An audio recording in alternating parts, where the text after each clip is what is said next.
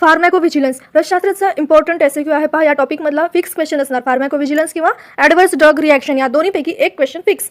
तर पहा, फार्मॅकोव्हिजिलन्स म्हणजेच काय. फार्मॅकॉन हा शब्द जो होता ना तो ग्रीकमधला आहे आणि वापरतो औषधी द्रव्यांसाठी. आणि व्हिजिलन्स म्हणजेच काय तर देखरेख करणं, नजराणी ठेवणं, जागरूक राहणं, औषधींच्या बाबतीत आपण जागरूक राहणं हेच आहे फार्मॅकोव्हिजिलन्स. आता आपल्याला आयुर्वेदिक मेडिसिन्सच्या रिलेटेड इथे पाहायला सांगितलेलं आहे.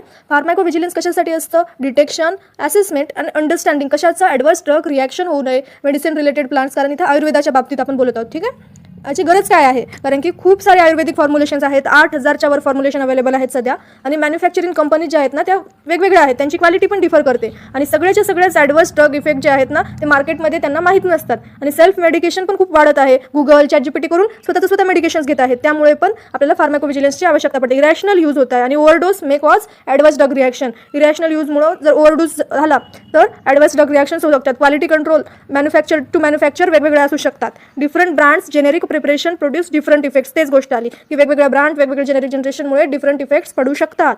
Medicines content multiple ingredients increasing chances of interaction. एखाद्या मेडिसिनमध्ये खूप सारे इन्ग्रेडियंट्स असतील तर त्याचे इंटरॅक्शन एकमेकांसोबत होण्याचे चान्सेस वाढू शकतात. पेशंट सेफ्टी सुद्धा.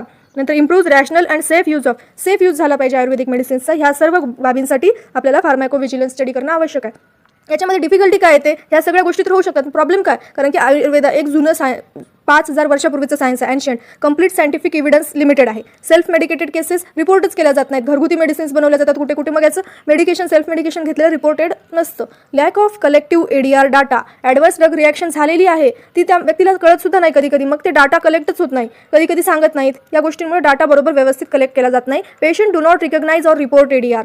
पेशंटला ओळखू पण येत नाही किंवा मग ते रिपोर्ट करत नाही ॲडव्हर्स ड्रग रिॲक्शन झालेली आहे म्हणून. Mild ADRs are ignored. Mild असतील तर ते इग्नोर केले जातात. सिग्नल डिटेक्शन डिफिकल्ट होतं. व्हेरिएशन होतं मॅन्युफॅक्चरच्या क्वालिटीमध्ये. Manufacture to manufacture quality change. Multi ingredient formulations make identification causes drug difficult.